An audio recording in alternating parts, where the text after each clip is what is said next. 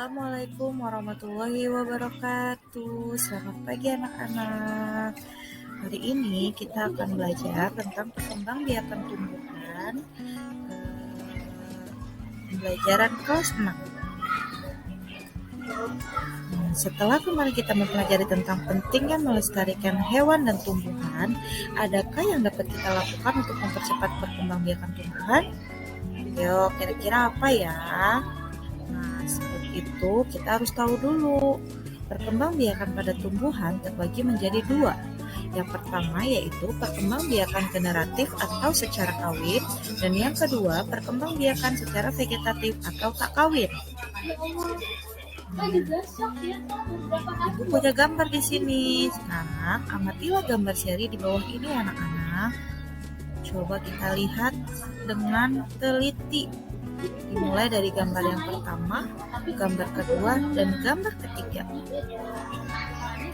Ya betul, pada gambar pertama yaitu terjadinya proses penyerbukan yang dilakukan atau dibantu oleh hewan kupu-kupu. Penyerbukan terjadi pada putik dan benang sari pohon mangga. Setelah terjadinya penyerbukan, berlanjut ke gambar kedua, terjadinya pembuahan.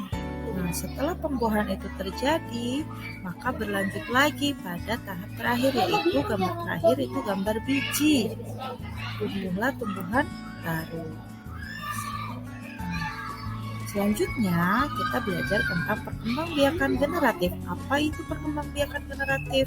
Perkembangbiakan generatif yaitu perkembangbiakan tumbuhan melalui perkawinan sel kelamin jantan, benang sari, dan sel kelamin betina. Nah, contohnya seperti tadi anak-anak yang terdapat pada gambar seri, yaitu bunga sepatu, bunga matahari, pohon mangga, pohon jeruk, dan pohon jangkrik. Masih banyak tumbuhan lainnya yang melakukan perkembangbiakan secara generatif. Selanjutnya, kita berlanjut ke perkembangbiakan secara vegetatif. Nah, perkembangbiakan secara vegetatif terbagi menjadi dua. Yang pertama, perkembangbiakan vegetatif alami, dan yang kedua, perkembangbiakan vegetatif buatan. Gimana Puaf? Muda ya? Untuk lebih paham, mari kita cermati video berikut. Halo anak-anak, apa kabar kalian semua? Semoga semua dalam keadaan yang sehat dan bersemangat untuk menjalankan aktivitas hari ini. Hari ini kita akan belajar tentang perkembangbiakan tumbuhan secara vegetatif. Nah, jika di video sebelumnya kita sudah belajar perkembangbiakan secara generatif yang melibatkan putik sebagai betina dan benang sari sebagai jantan, yang nantinya serbuk sari akan jatuh di kepala putik, melakukan penyerbukan dan pembuahan. Selanjutnya, bagaimana dengan vegetatif? Mari kita cari tahu lewat video ini.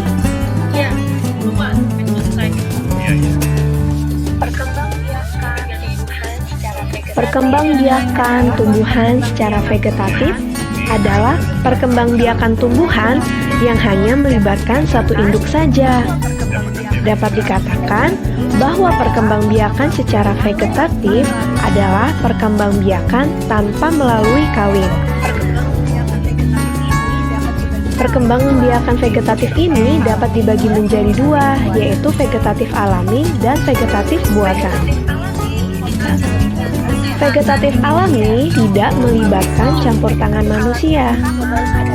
Contoh vegetatif alami yang pertama adalah spora. Kotak spora atau sporanium akan pecah, lalu spora akan keluar dan jatuh di tempat yang cocok. Spora akan tumbuh menjadi tanaman baru. Spora fungsinya mirip dengan biji. Apakah kalian tahu contohnya? Ya, lumut dan pakis. Ini adalah gambar tanaman pakis. Kalau kita lihat lebih dekat, pada daun terdapat sporanium. Apakah kalian pernah melihatnya juga? Yang kedua adalah tunas. Tunas adalah tumbuhan muda yang baru tumbuh dari bagian tubuh induk tumbuhan. Pasti kalian sudah mengenal contohnya. pisang, dan bambu. Ini adalah tanaman pisang yang sering kita jumpai. Jadi jangan heran, meskipun tanaman pisang tidak dirawat, mereka akan tumbuh subur karena melakukan perkembangbiakan secara vegetatif. Selanjutnya adalah bambu. Lihat tunasnya baru tumbuh. Perkembangan vegetatif dengan umbi ada 3. Umbi batang, umbi lapis, dan umbi akar. Kita mulai dari umbi batang. Umbi batang adalah batang yang menggembung dan tumbuh di dalam tanah. Biasanya digunakan tanaman untuk menyimpan cadangan makanan. Kalian pasti sering memakannya. Ya, contohnya adalah kentang dan bengkuang. Ini adalah tanaman kentang. Jadi, ketika kalian menanam kentang, dari kentang itu akan tumbuh tunas-tunas baru yang nantinya akan menjadi pohon kentang. Umbi lapis. Umbi lapis adalah lapisan-lapisan daun atau susunan yang berlapis-lapis yang mengelilingi batang dan tumbuh di dalam tanah. Apakah kalian masih ingat contohnya? Ya, bawang merah dan bombay. Jadi, ketika kalian menanam bawang di suatu media, entah air ataupun pupuk atau tanah, bawang itu akan menumbuhkan tunas baru seperti yang pada gambar ini. Umbi akar. Umbi akar adalah akar yang menggembung, namun tidak beruas-ruas, berisi cadangan makanan. Contohnya, lobak dan wortel. Ini adalah tanaman lobak. Jadi ketika kalian ingin menanam lobak, kalian bisa memotongnya, namun tidak menghilangkan pangkal batangnya. Dan ketika kalian tancapkan ke tanah, lobak itu akan tumbuh kembali menjadi tanaman lobak yang baru. Selanjutnya, akar tinggal. Akar tinggal atau rizom adalah batang yang tumbuh mendatar di bawah permukaan tanah, berbentuk mirip akar, berbuku-buku atau berruas-ruas. Coba kalian perhatikan jari kalian, itu adalah contoh berruas-ruas. Contohnya adalah kunyit, jahe, lengkuas, dan masih banyak lagi. Ketika kita ingin menanam tanaman yang baru, kita bisa memotong sedikit lengkuasnya dan menguburkannya kembali ke dalam tanah. Vegetatif buatan, yaitu melibatkan campur tangan manusia. Contohnya adalah cangkok, yaitu mengusahakan batang tanaman berakar sebelum ditanam ke tanah. Langkahnya adalah mengupas kulit batang, lalu membungkusnya dengan tanah humus sehingga akar dapat tumbuh pada bagian yang dikupas tersebut. Contoh tanaman yang dapat dicangkok adalah apel, mangga, dan nangka.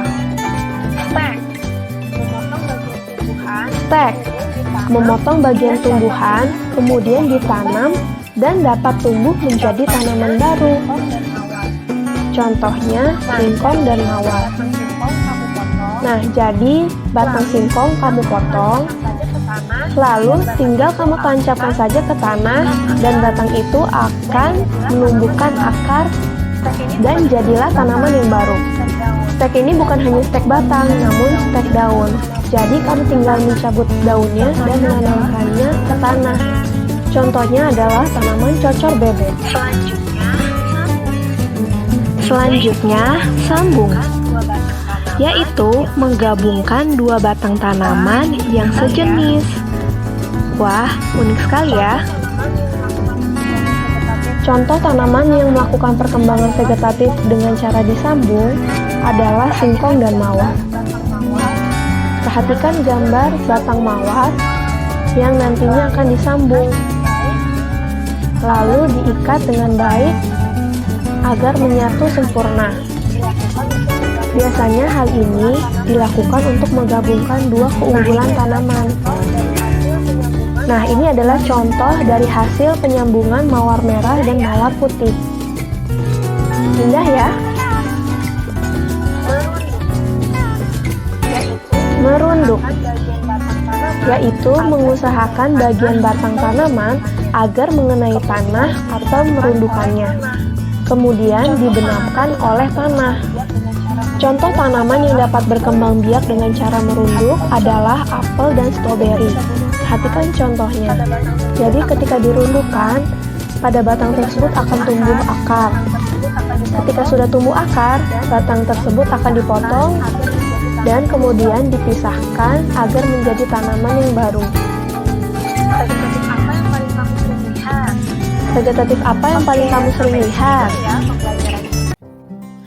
Nah, setelah tadi anak-anak menonton video, semoga video itu dapat menjelaskan secara detail mengenai perkembangbiakan tumbuhan, baik itu secara generatif, secara vegetatif, baik vegetatif alami maupun vegetatif buatan, tentang langkah-langkah bagaimana cara perkembangbiakannya, kemudian contoh-contoh tumbuhannya apa saja. Semoga dapat dipahami dengan baik ya anak-anak. Nah, sekian yang dapat Ibu sampaikan. Semoga video ini bermanfaat untuk pembelajaran kalian dan dapat membantu kelangsungan belajar kalian juga. Ibu ucapkan terima kasih. Billahi taufiq wal hidayah. Wassalamualaikum warahmatullahi wabarakatuh.